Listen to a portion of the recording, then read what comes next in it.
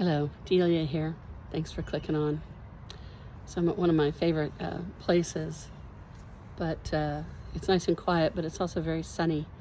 We're having unseasonably warm weather right now, which is not too surprising for Houston. But I wanted to jump on today. I was having a conversation with some people earlier today, and we were talking about the different changes that are happening right now.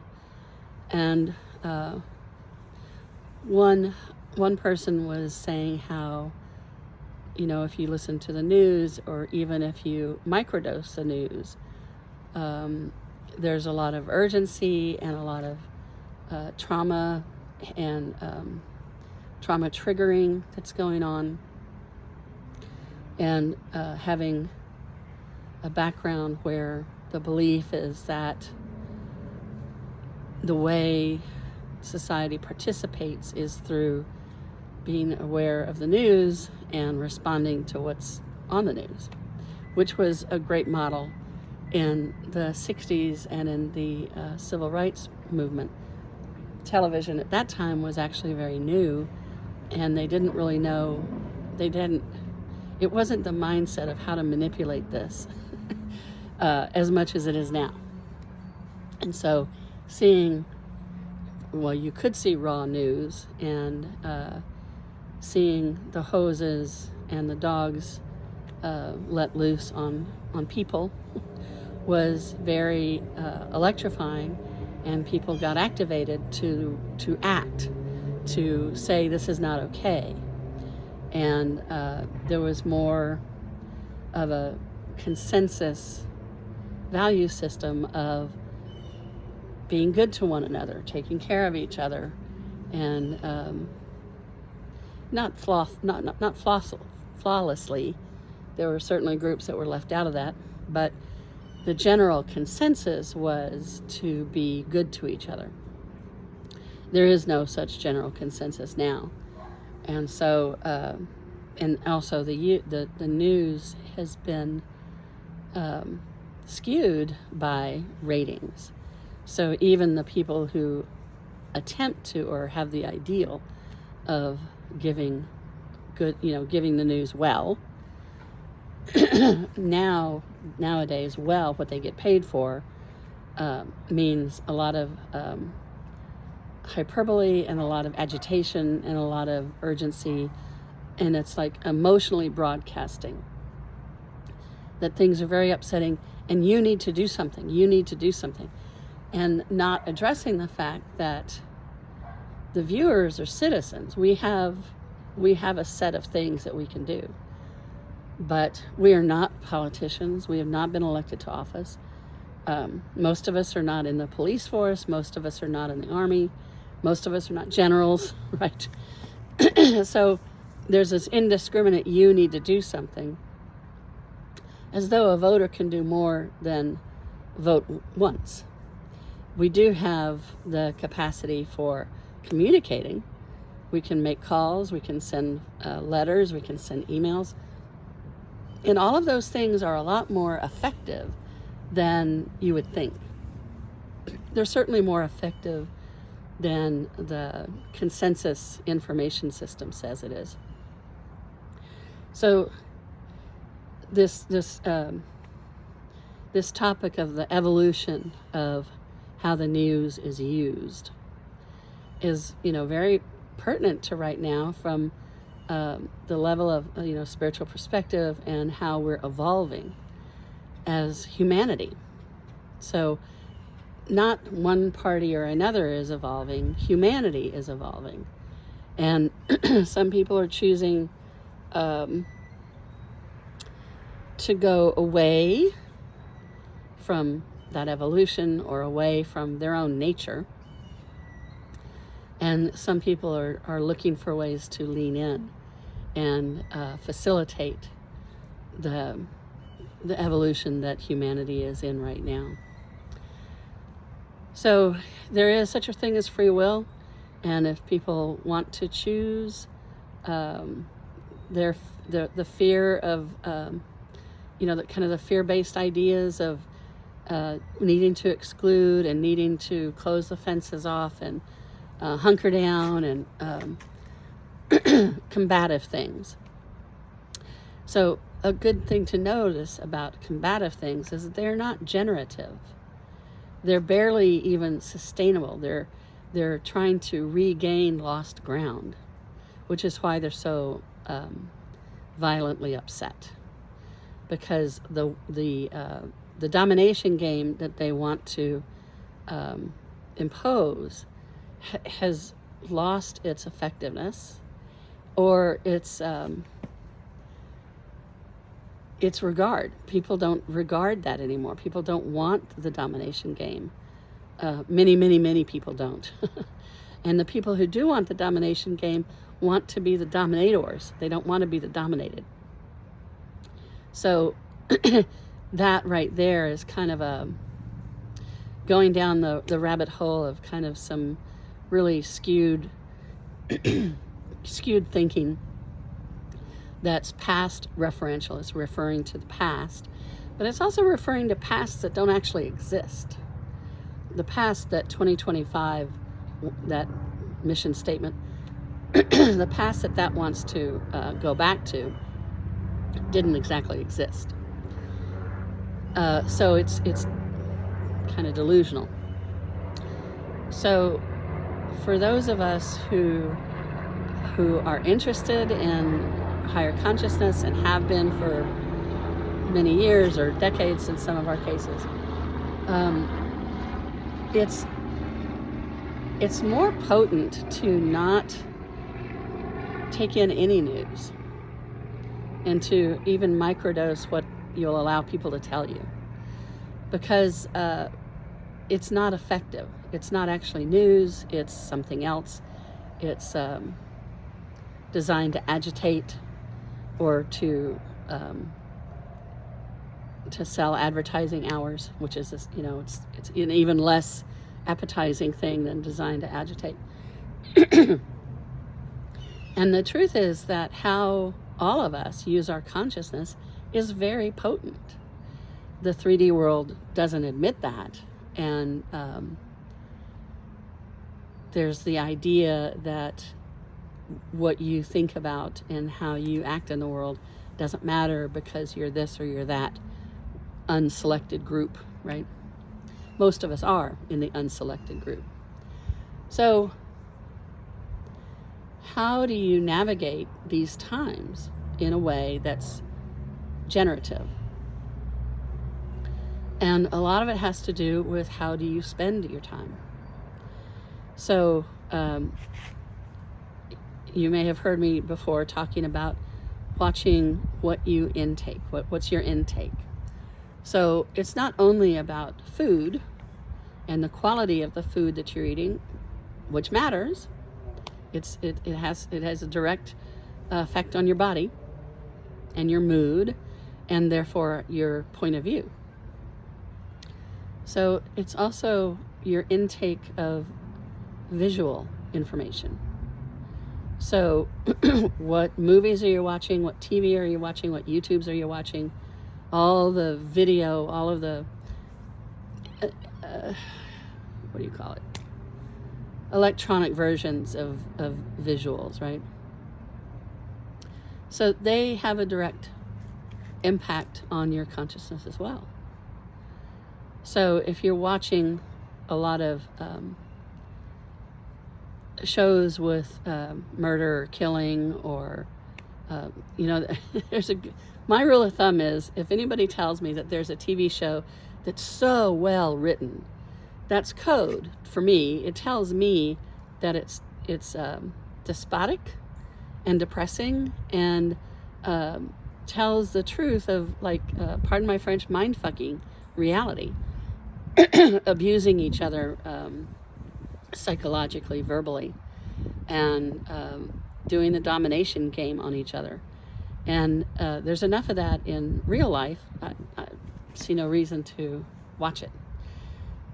But a lot of people, I've talked to a lot of people and read a lot of people who do like those things, and they like them because it reflects back to them their experience of reality.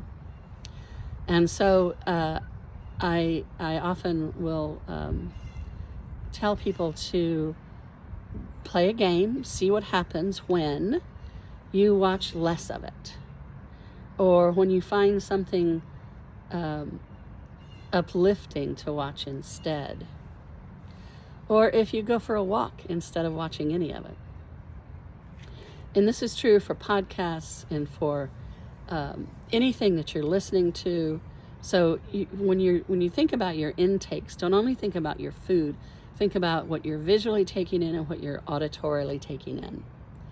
And then play, because we're much more effective when we're in play and we learn a lot faster.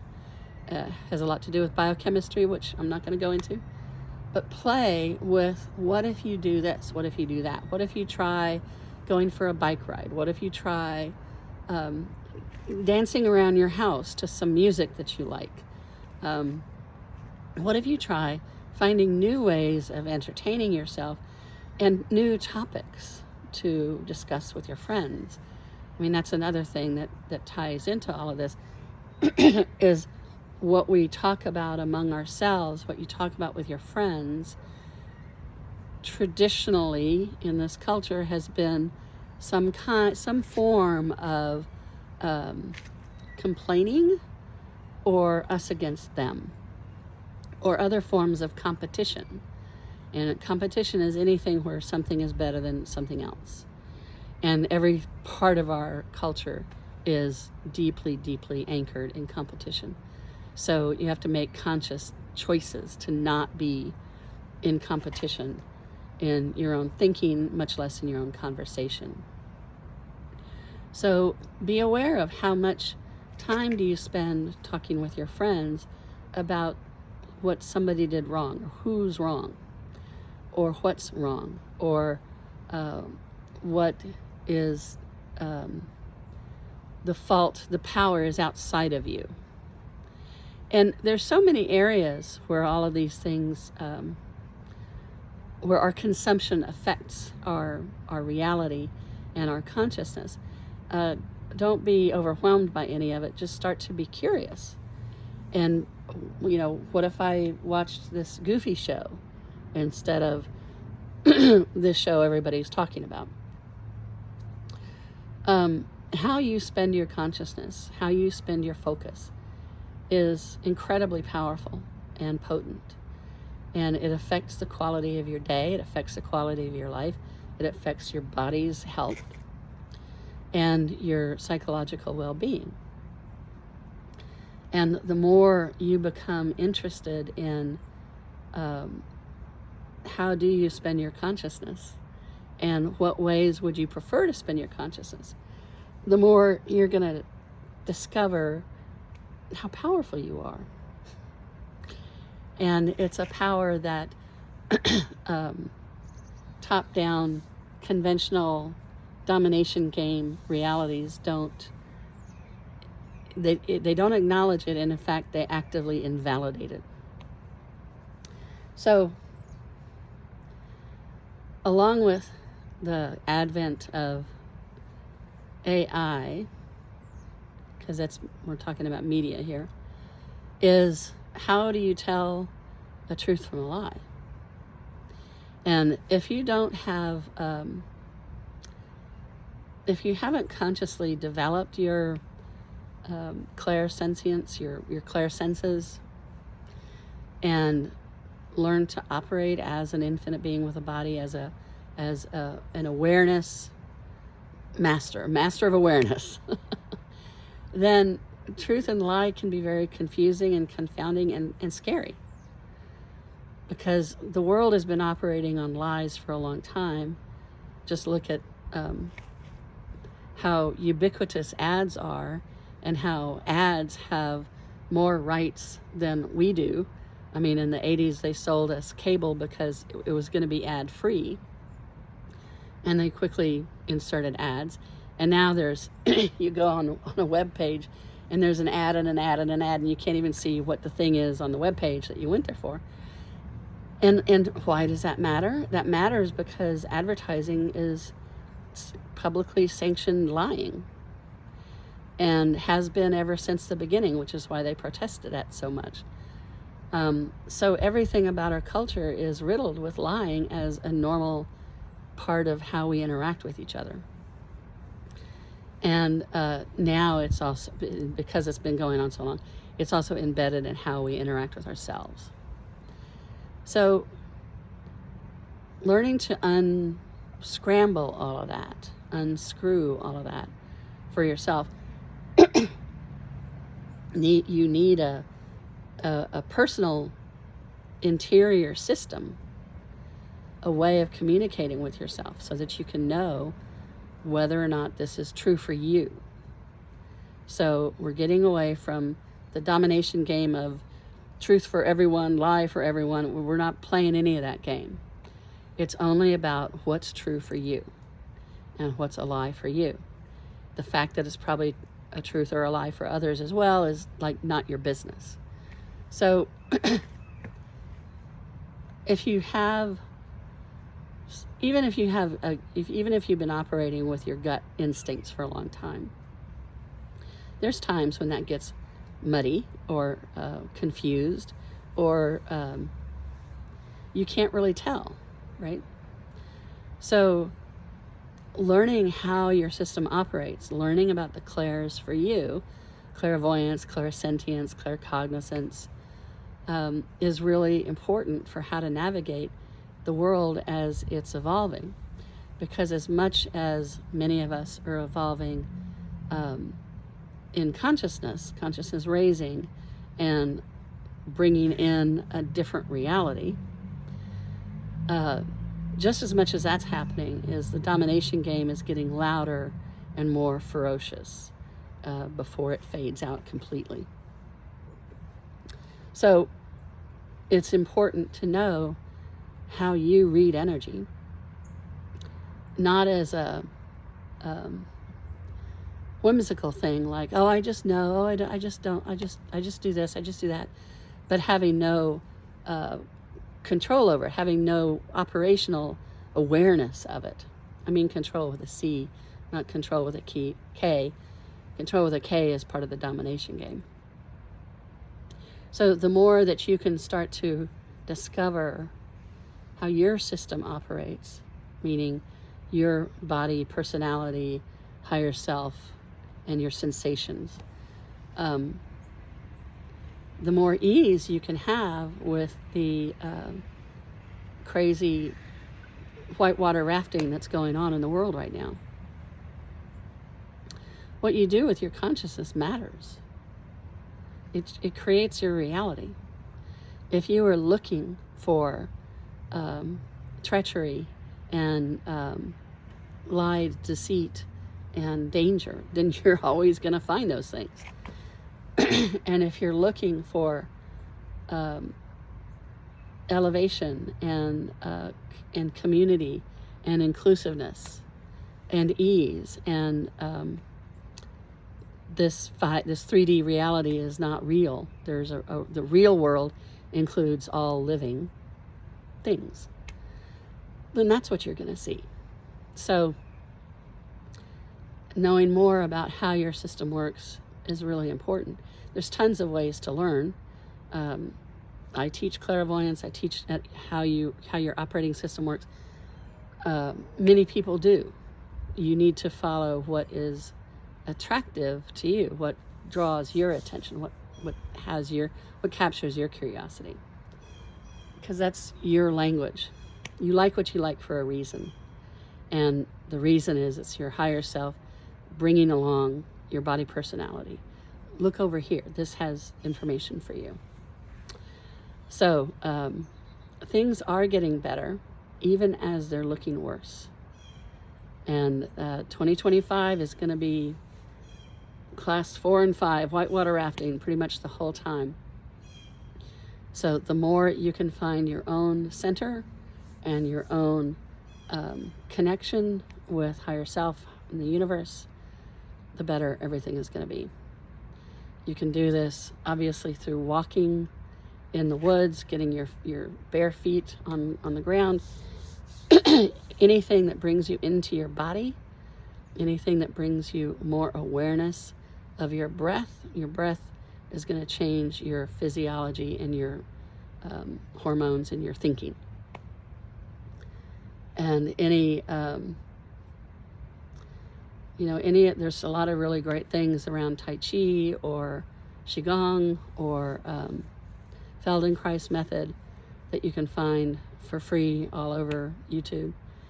So just start to look for what is attractive to you and start developing your conscious awareness. All right, see you next time.